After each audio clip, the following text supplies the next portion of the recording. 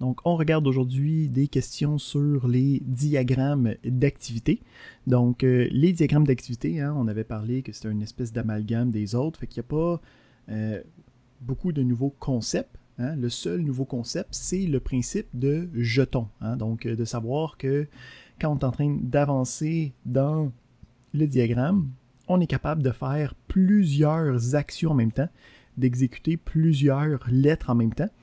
Puis le principe fondamental, c'est de dire que pour être capable d'exécuter une action, ben, il faut avoir un jeton sur ses fronts entrants.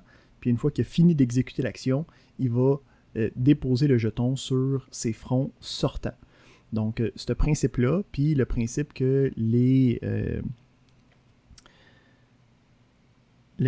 diagramme d'activité est implicitement parallèle et synchrone, ben, on va aller chercher ces questions-là, okay? On va aller chercher ces concepts-là dans nos différentes questions.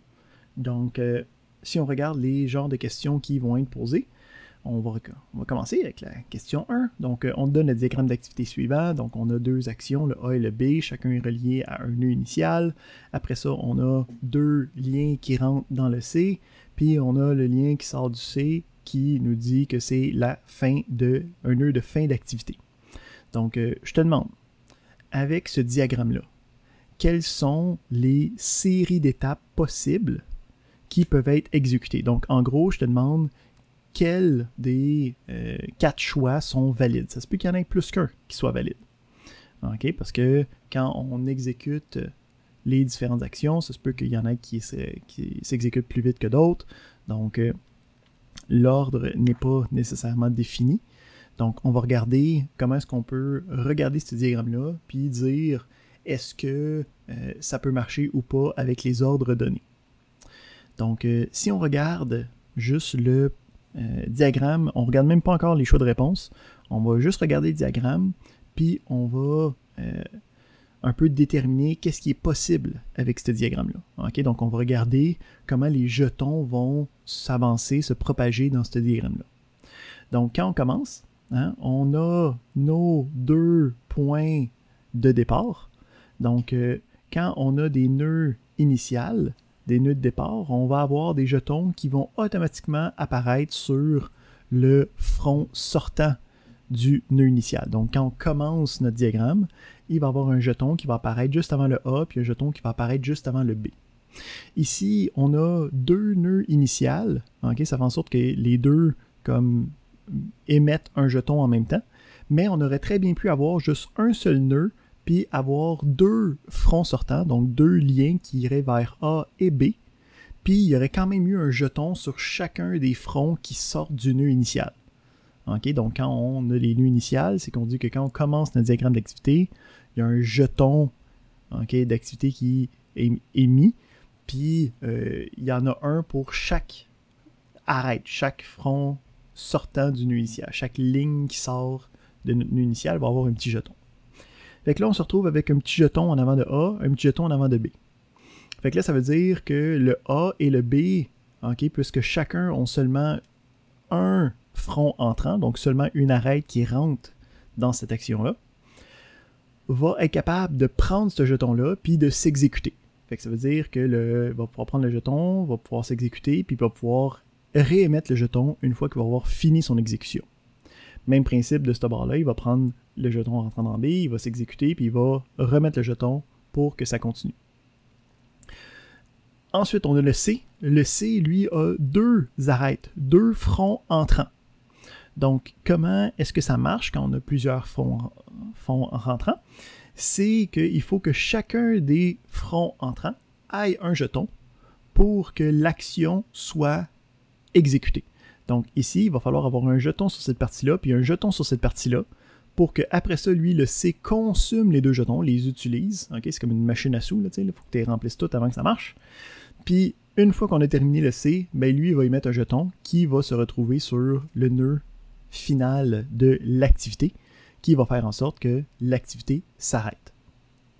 Donc, quand on regarde celui-là, qu'est-ce qu'on peut voir comme contrainte possible?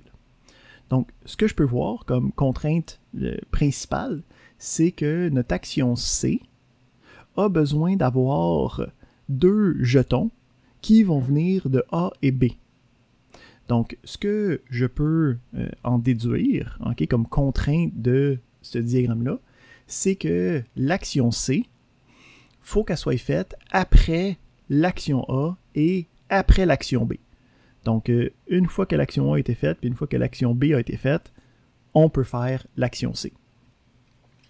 L'ordre dans lequel le A et B arrivent, ça ne dérange pas. Il faut juste que les deux soient faites avant le C. Donc, si je regarde, là, je peux commencer à regarder mes différents choix de réponse. OK? Puis là, je vais être méchant. Hein? Je vais demander votre collaboration pour répondre aux différents choix de réponse. Donc, si on commence avec le premier, est-ce que je pourrais avoir juste l'action A suivie de l'action C qui est exécutée, puis qu'après ça, mon diagramme s'arrête? Est-ce que c'est possible? Oui, non, et pourquoi? Non. OK, mais c'est pas ça la question. J'ai dit oui ou non, et pourquoi? J'ai 50% déjà. Hein? Non, parce que pour arriver dans C, il faut que tu aies forcément un jeton B, non? Exact. Donc, ici, le premier n'est pas une séquence d'exécution valide, parce qu'on a dit que pour arriver à C, il faut absolument avoir la sortie de B qui a été faite. Donc, c'est certain que le C ne peut pas s'exécuter sans avoir fait le A et le B préalablement. Donc, le numéro 1 ne fonctionne pas. Numéro 2, est-ce qu'il est valide? Oui. Pourquoi? Parce qu'on actionne A et B et ensuite on a les deux jetons pour pouvoir aller dans C. Exactement. Donc ici, c'est le principe que les deux jetons existent. Ben, il commence par finir A, donc il a mangé le jeton, il a passé au travers, là, il met un jeton ici. Ensuite, il fait le B, fait qu'il mange le jeton ici, il les met là. Puis une fois qu'on est là, ben, on peut passer à travers le C, parce qu'il a mangé les deux jetons ici, puis il en ressort un, puis ici, ça dit qu'on arrête l'activité. Effectivement, tout va bien. Numéro 3. BAC. Est-ce que ça marche? Oui. Mais pourtant, c'est différent du numéro 2. Ben, pour moi, tu t'as dit, enfin, il me semble que tu as dit que la vitesse pouvait être différente. Donc, on se dit que B est comme plus rapide que A pour arriver à C. Donc, tu as bien raison. Il ne faut pas faire attention à mon ton sceptique. C'est seulement pour vous faire questionner par vous-même.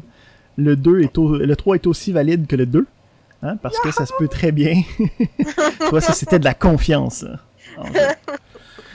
Donc, le B peut très bien finir son aimant avant le A, mais tant que les deux sont complétés, le C va être capable de s'exécuter par la suite sans problème. Numéro 4. Est-ce que ça marche? Oui, non, pourquoi? Ben non, pour la même raison que le 1. Exact. Donc, encore une fois, le C a besoin des deux.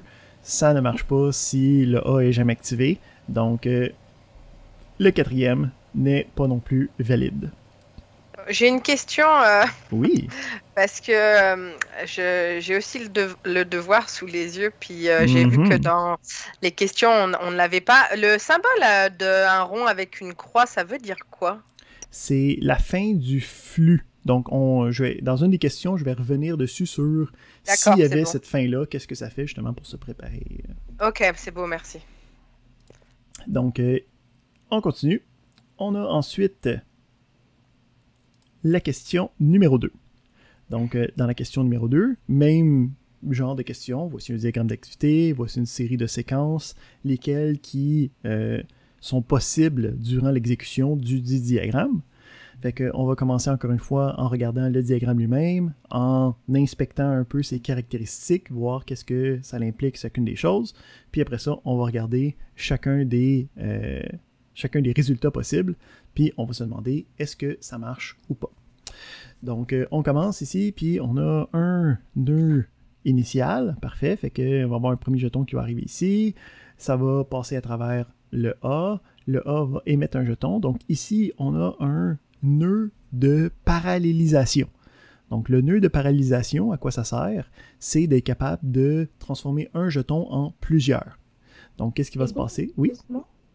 Est-ce que tu pourrais en même temps mettre le curseur pour qu'on puisse savoir c'est quoi les éléments dont tu parles? Oui. OK, donc Ah, il ici... est trop petit ton curseur. Goûte un petit curseur. Je sais pas quoi dire.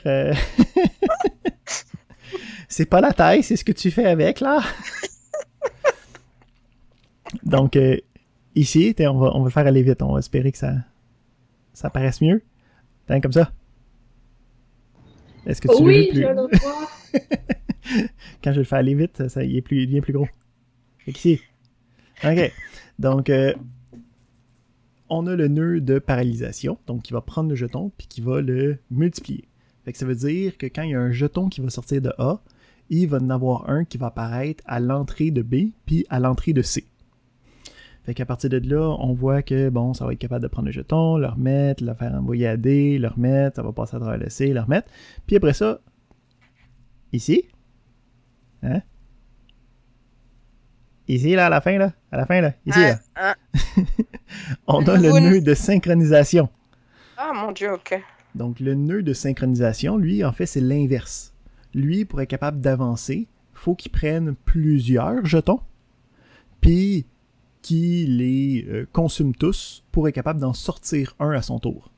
Donc, lui, il va falloir qu'il attende la fin de ces deux-là pour être capable de sortir puis de finir avec la fin de l'activité ici. Oups, j'ai scrollé. Donc, lui, il va attendre avant la fin. Oui, il y a une question de Fatou. Oui, je veux juste savoir, parce qu'on a un nœud de parallélisation ici après le A et un autre à la fin, mais ils n'ont pas les mêmes rôles. C'est-à-dire que celui à la fin, c'est comme la somme de tout ce qui va se passer entre A et là-bas. C'est ce qu'il va attendre pour exécuter. Exact. Puis on a des noms différents aussi pour bien représenter ça. Le premier, dans la lignée, c'est un nœud de parallélisation. Donc ça prend un élément puis ça le parallélise. Puis celui de la fin, c'est un nœud de synchronisation. Donc il y a plusieurs fronts rentrants qui vont attendre d'avoir un jeton sur chacun des fronts entrants. Puis il va prendre tous ceux-là, puis il va avoir juste un front sortant. Donc pour savoir c'est comme lequel, ça dépend. Est-ce que ça en prend un puis ça en émet plusieurs, ou est-ce que ça en reçoit plusieurs puis ça en émet un?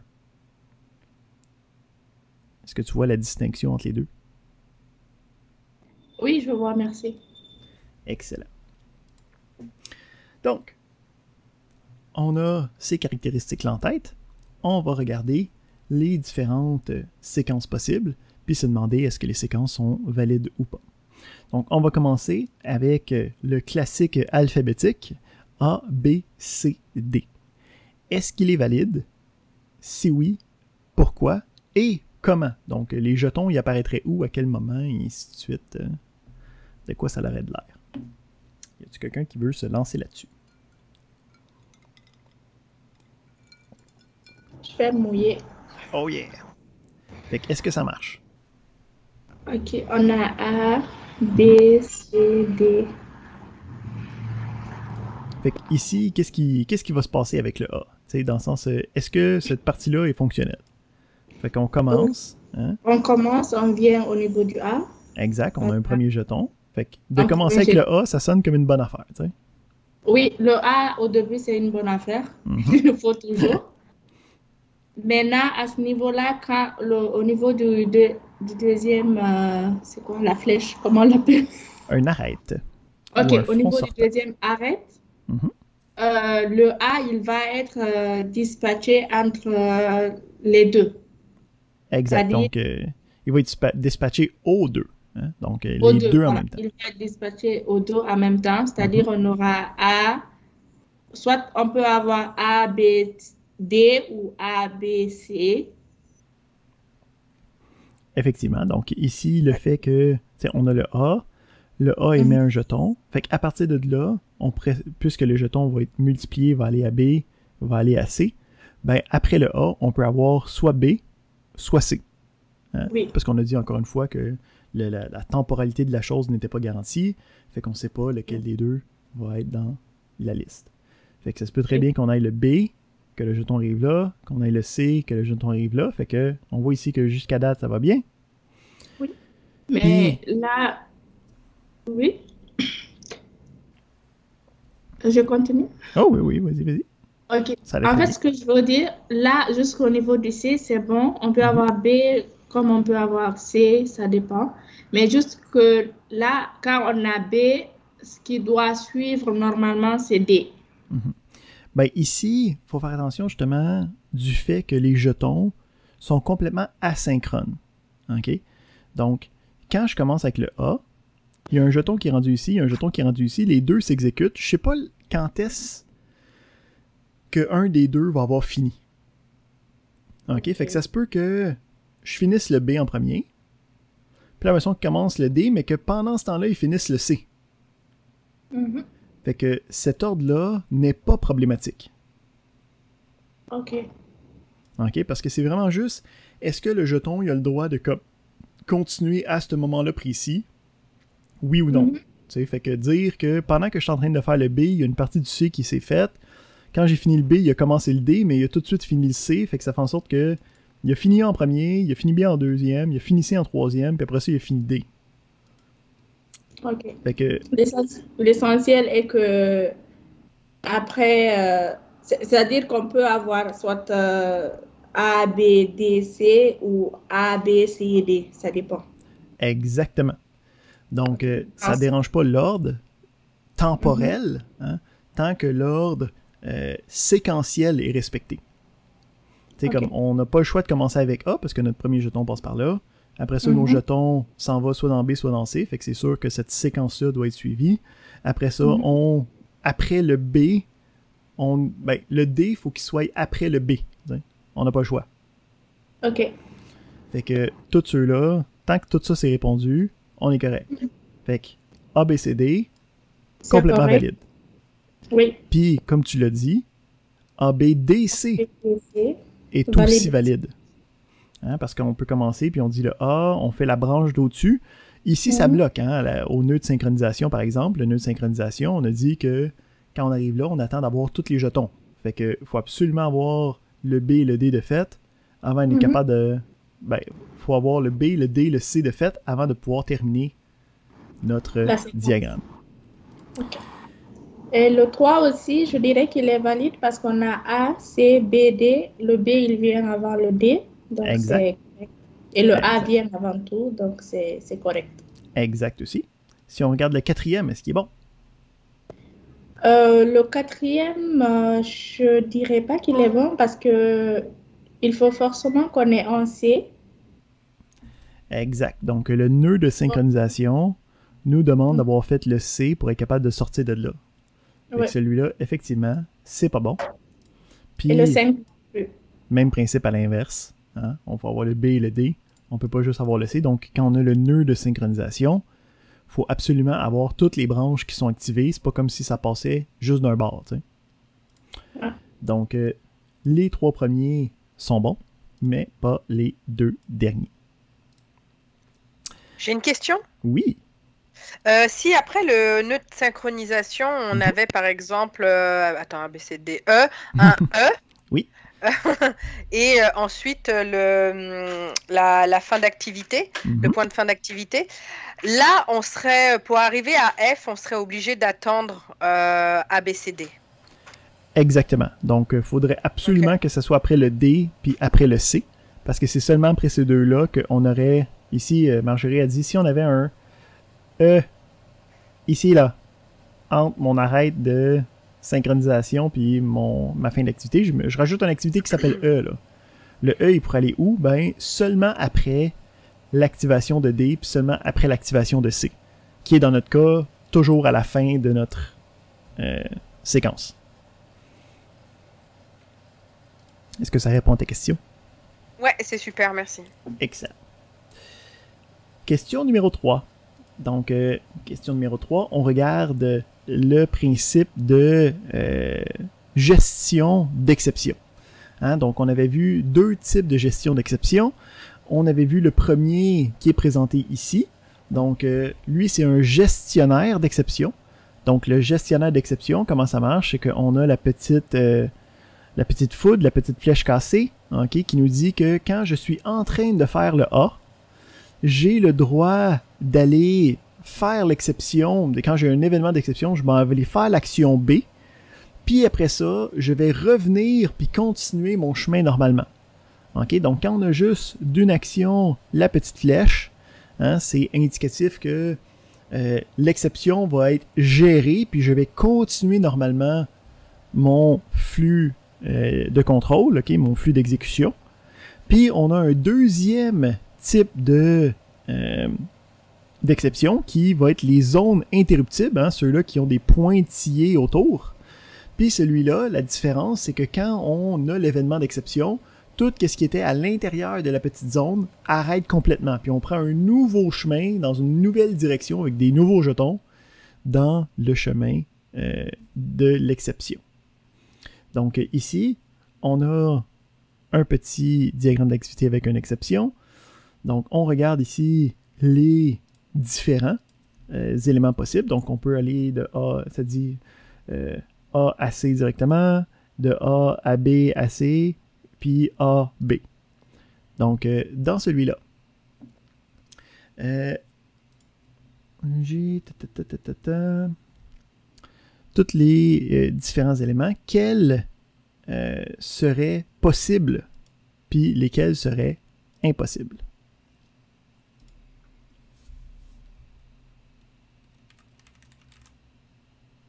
Anis? Je dirais seulement la première qui est correcte. Les deuxième et troisième ne sont pas corrects parce que déjà, lorsqu'ils seront verbés avec l'exception, ils ne peuvent pas se rendre vers C après pour atteindre le nœud final. Et la troisième, quand on lève l'exception aussi, il ne peut pas arriver jusqu'au nœud final aussi. Donc je dirais seulement la première qui suit le A, C, c'est tout. Fait qu'ici, tu as raison pour le numéro 1. Donc, si tu passes de A, hein, puis après ça, tu t'en vas à C sans avoir eu l'exception, c'est bien correct. S'il n'y a pas d'exception, l'exception, c'est le dit, hein, c'est particulier, ça se peut très bien que ça n'arrive pas. Donc, A, C, ça va très bien. Là, par exemple, pour le deuxième, celui-là est quand même correct. Puis, justement, à cause que le gestionnaire d'exception, celui qui est présenté en ce moment, c'est quelqu'un qui va gérer l'exception puis qui va retourner dans le flux normal par la suite. Donc, quand je pars de A, puis pendant que je suis en train d'exécuter le A, j'ai mon événement E, ben là, je vais aller faire le B au complet, puis après ça, je vais faire comme si j'avais fini le A. OK? Donc, le but du gestionnaire d'exception, c'est justement de gérer l'exception, puis de dire que on va pas tout casser, on va continuer de manière normale par la suite. Donc, pour le deuxième, c'est un élément valide. Dans la représentation, il ne devrait pas y avoir un arrêt entre B et C, et un autre, par exemple, entre B et nœud final, comme si, non. Genre, il a... Okay. Parce que le principe, c'est que quand on a le gestionnaire d'exception, ça veut dire juste la flèche d'événement, il va automatiquement retourner où c'est qu'il y avait eu l'exception. OK, donc quand on a le gestionnaire d'exception, ça revient toujours où c'est qu'il était, puis ça continue à partir de là. OK. Donc, par exemple, pour le troisième, lui, effectivement, ben, ça ne suit pas les règles du gestionnaire d'exception. Quand on aurait fait le B, on serait supposé continuer normalement. Du B, il n'y a pas d'autres liens possibles, fait que celui-là, il ne fonctionne pas correctement. Excellent. Donc, question... Oui. Pour le troisième, si par exemple, on avait A, on a B, maintenant, après le B, on a comme une autre continuité, comme D, et puis on a le parallèle avant de sortir. Est-ce que... Ici, je vais t'arrêter tout de suite parce que pour les gestionnaires d'exception, OK, donc dans cette formule-là, on ne peut pas avoir de front sortant de B. OK, donc on ne peut pas avoir de flèches qui sortent de un gestionnaire d'exception. Si on a besoin d'avoir une série d'actions possibles, ce qu'on va faire, c'est qu'on va avoir un sous-diagramme d'activité. Donc, si tu vas aller voir, on a donné un exemple de ça quand on a fait le cours la semaine passée, quand on avait regardé sur quand on voulait imprimer des copies d'examen. Puis, une fois qu'on avait les copies d'examen, ça se pouvait qu'il y avait il manquait de papier dans l'imprimante. Puis quand il manquait de papier dans l'imprimante, ben, il fallait faire un sous-diagramme d'activité qui était de remplir l'imprimante de papier. Fait que trouver le papier, prendre le papier, ouvrir l'imprimante, mettre le papier, refermer l'imprimante. Puis ça, c'était un sous-diagramme d'activité qui était le gestionnaire d'exception de cette faute-là de manque de papier. Mais, par défaut, on n'a pas le droit d'avoir de front sortant sur un gestionnaire d'exception. Ok, merci. All right. Oui. Hugo, juste, j'ai pas bien saisi la différence entre la gestion d'exception sous cette forme et l'autre forme avec la boîte en pointillé qui entoure toute une zone. Ouais, fait qu'on va revenir, on va rouvrir notre ami le PowerPoint.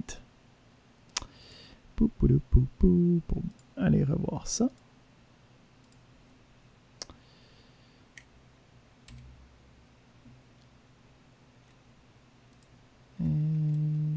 Comme ça. Est-ce que vous voyez notre ami la diapositive? Oui.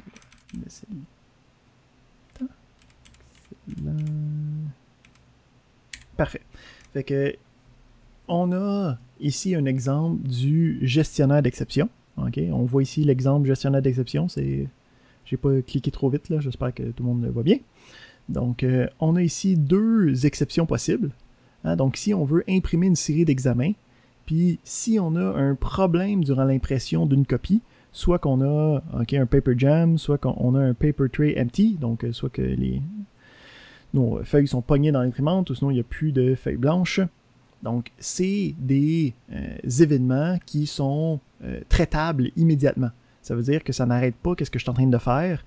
Je suis capable de le gérer momentanément, puis de revenir dans mon processus normal de la chose. Donc, le gestionnaire d'exception n'est pas quelque chose qui va briser le flow normal de mon diagramme. Si on regarde le deuxième, lui, son principe, c'est que ça va être une zone qui va avoir des pointillés. Puis, dans cette zone-là, il va avoir une petite flèche qui ressort de là. Donc, le principe, c'est que si j'ai cet événement-là qui me fait sortir de ma petite boîte de pointillés, tout ce qui se passait à l'intérieur de la petite boîte de pointillés s'arrête immédiatement, puis je ne reviens jamais à ces éléments-là, quoi qu'il advienne. Donc, pour le gestionnaire d'exception, c'est une interruption momentanée. Donc, je fixe ce qui était problématique, puis je reviens où j'étais, puis je continue normalement.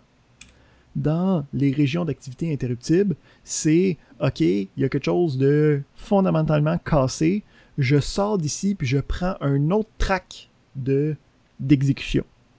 Donc, celui-là, si on regarde justement l'action D, ben, l'action D, elle, va être activée avec l'événement E, puis va commencer une nouvelle lignée d'exécution. Okay? Donc, elle a un front sortant, puis il pourra avoir d'autres actions ou d'autres suites qui s'en aillent par là. Puis dès qu'on aurait l'événement E, quand je suis en train de faire soit B, soit C, ben, toutes ces exécutions-là sont immédiatement arrêtées, puis on fait juste continuer dans la nouvelle track qui part de D. Est-ce que la distinction est plus claire? Ben, oui, non, moi, non. J'ai justement. Donc là, avec cet exemple, donc je rentre forcément donc par A.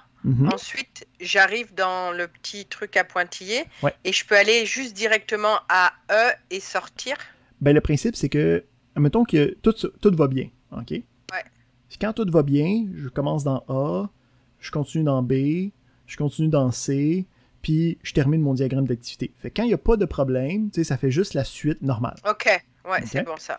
Okay. Fait que là, mettons, on se donne un autre scénario. Je commence, je m'en vais dans A, OK, j'exécute A, j'ai mon jeton qui sort, j'arrive dans B, puis là, pendant ce temps-là, j'ai mon exception 1E qui arrive. Ouais.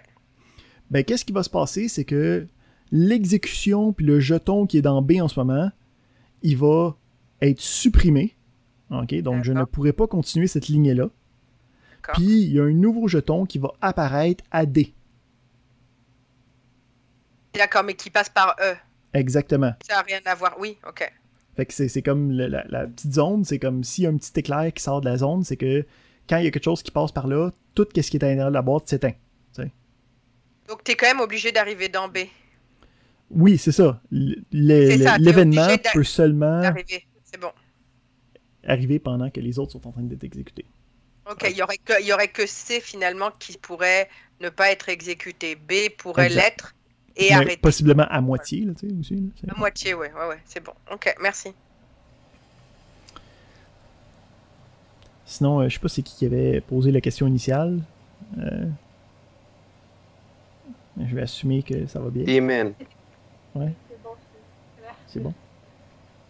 Donc, si l'événement E se produit, la seule séquence, c'est AD. Si... Ben, ça serait genre A, B, E, D. Ah, ok. Ouais. Ou on pourrait aussi avoir A, B, C, E, D. C'est où c'est qu'on est en train de faire C, puis là, comme, oh, on a l'événement E, puis on sort. T'sais. B, donc, obligatoirement. C'est soit B ou C. Ouais, c'est ça. Ça peut pas être A parce qu'il n'est pas dans le carré d'exécution. Exactement. Il n'est pas dans le carré de la région d'activité interruptible. C'est pas moi qui décide des noms. Hein. Je pense qu'on n'a pas à se rappeler de ça tant que ça. Il n'y a pas... C'est effectivement pas quelque chose de nécessaire. OK. Fait que on revient à nos petites questions. Question numéro 4. Donc, on a un diagramme qui ressemble beaucoup à ce qu'on avait un petit peu plus haut. Hein, donc, on a un premier nœud de départ, on a le A, après ça, on a un nœud de parallélisation, ça s'en va à B, ça s'en va à C. On a le D, puis là, la différence, c'est que dans le numéro 4, on n'a pas de nœud de synchronisation. On a directement des nœuds de fin d'activité dans chacun des éléments. Donc, dès qu'on va arriver à un nœud de fin d'activité, hein, ça l'arrête au complet l'activité, le diagramme d'activité. Donc, avec ça en tête, on va regarder les différentes séquences possibles. Fait que si on regarde A, B, C, est-ce que c'est une séquence possible dans mon diagramme d'activité? Oui. Oui. Pourquoi? Pourquoi? Parce que ça suit le flux normal ABC sans intervenir D. Donc, vu que D n'est pas là, donc il ne peut pas faire fin à notre exécution. Donc, il va suivre normalement le ABC. Fait qu'ici, effectivement, c'est valide. Hein? Puis le D n'a pas besoin d'être là. Hein? Parce que là, ici, ce qu'on dit, c'est que, OK, oui, on multiplie les jetons, mais si je passe à travers B et C très rapidement, ça se peut très bien que le D soit encore en cours, puis que je termine mon activité immédiatement. Ben, je termine mon activité immédiatement après le C, avant que le D se soit fait. Donc, avec les nœuds de fin d'activité immédiat, hein, on peut comme couper immédiatement après C, ou s'il y aurait eu D aussi, on arrête immédiatement après D. Donc, si on regarde, puis on regarde le deuxième, AB, DC, est-ce que c'est une séquence valide de notre diagramme d'activité? Non. Pourquoi non? Moi, j'ai dit non parce que quand on arrive à D, c'est une sortie immédiate qui est là. Fait que on ne peut pas comme faire A, B, D et puis on revient à C. Exactement. Donc ici, comme tu l'as si bien dit, après le D, on a un nœud final d'activité. Donc, quoi qu'il advienne, si on a sorti de D, c'est qu'on a fini. On n'a pas le droit d'avoir des choses après le D. Donc, ici, après le D, on n'aurait pas le droit d'avoir le C. Fait que C, non valide, le numéro 2. Numéro 3, même principe, hein, mais à l'inverse. Oui. Concernant la séquence 2, mais il pourra être que C et D ont le même temps d'exécution, c'est-à-dire là, D il est en cours d'exécution et après on a C et les deux ont le même temps d'exécution de telle sorte qu'ils terminent en même temps. Dans un ordinateur, des choses qui arrivent en même temps, c'est, je vais dire, impossible. OK? Donc, les choses peuvent arriver très proches l'une de l'autre, que ce soit imperceptible à l'œil humain.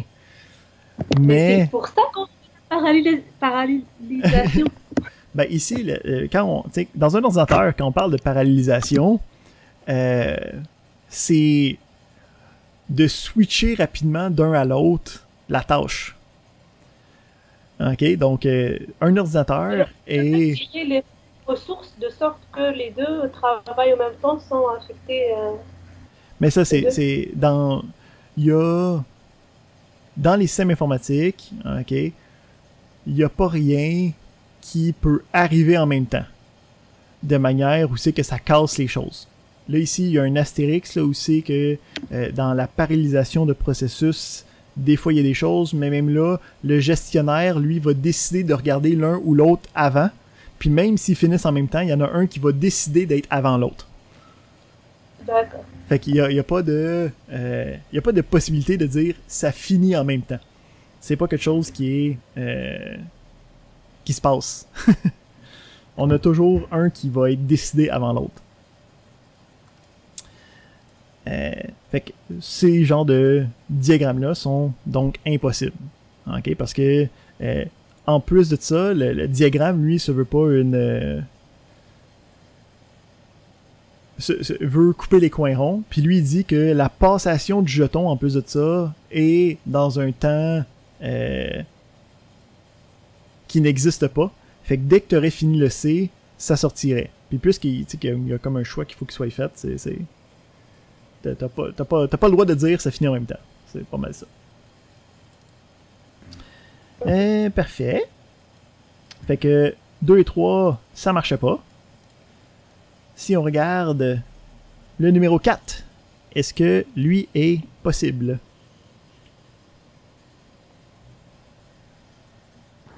Oui, il est possible. Pourquoi?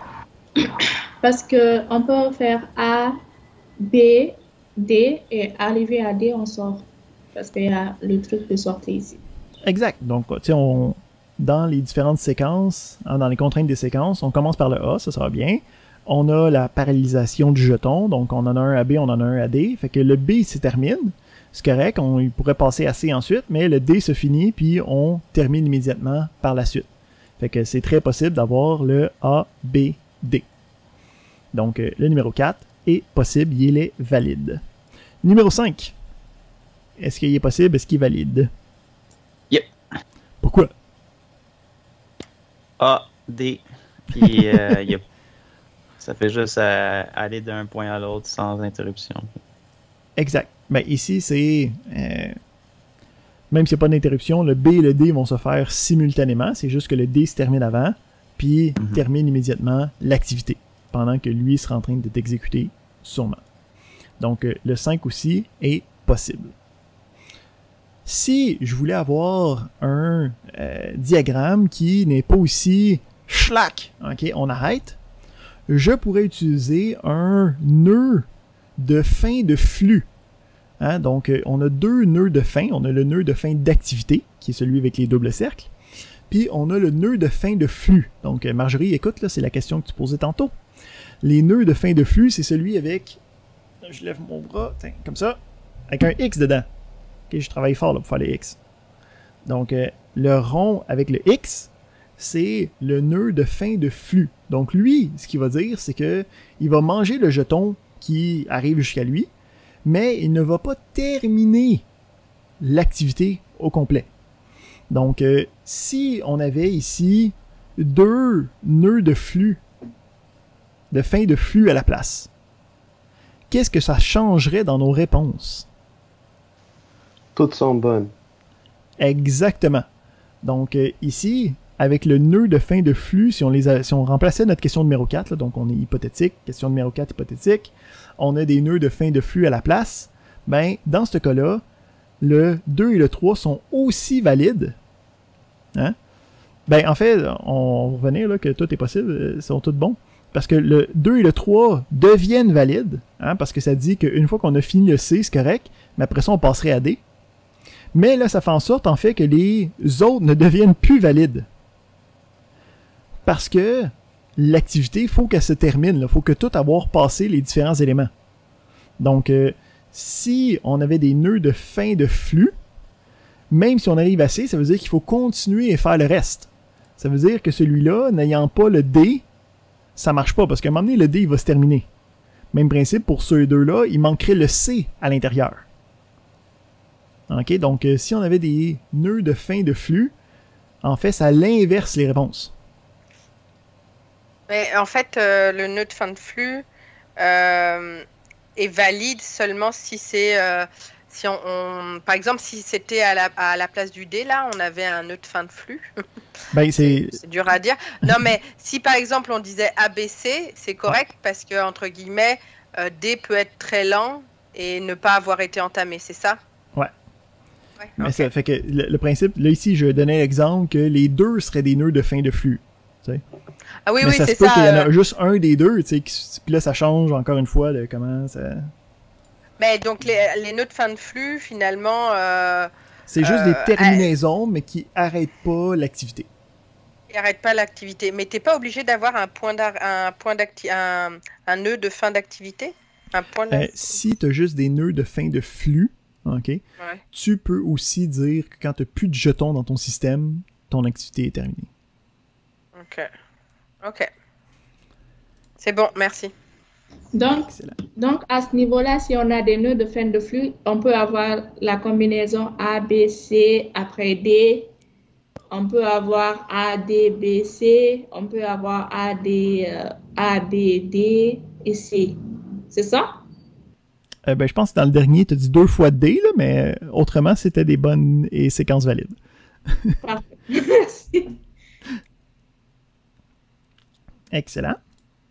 Donc, on regarde notre dernier petit exercice.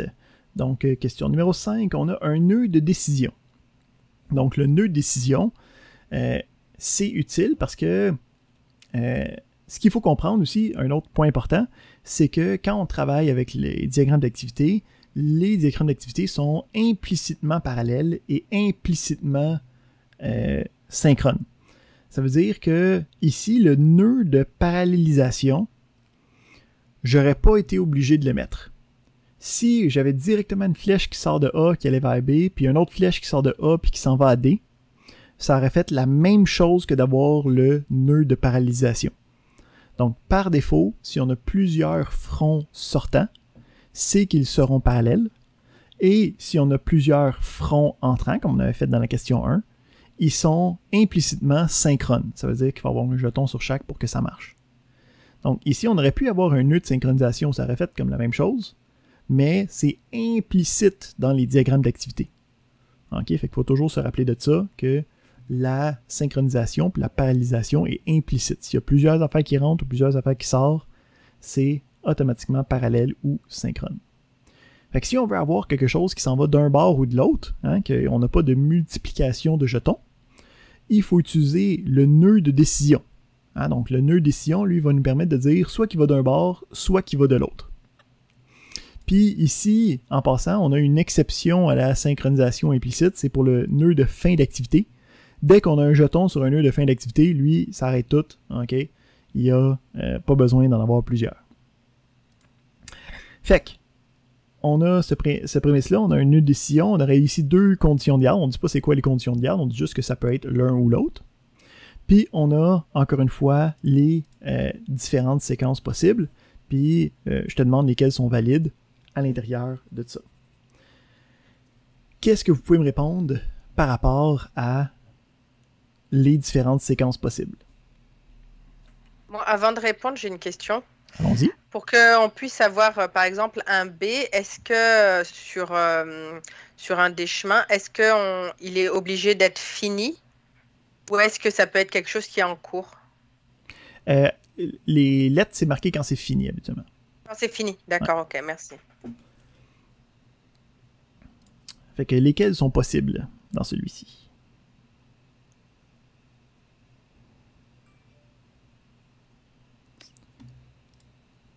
Yep. Je dirais 3 et 4. Donc, 3 et 4. Pourquoi pas 1 et 2?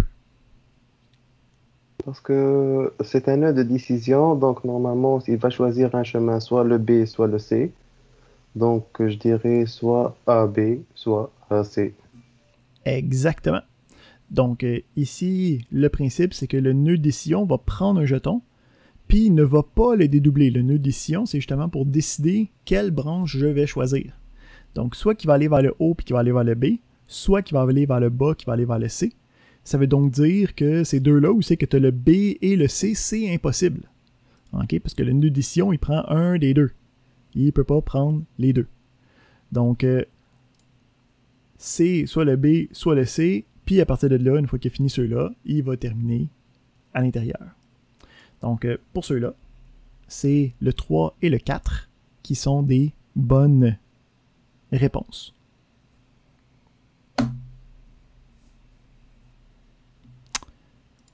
Bravo. Vous êtes maintenant infusé de tout mon savoir sur les diagrammes UML.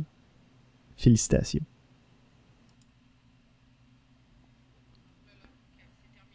Comment... Ouais. Comment vous vous sentez?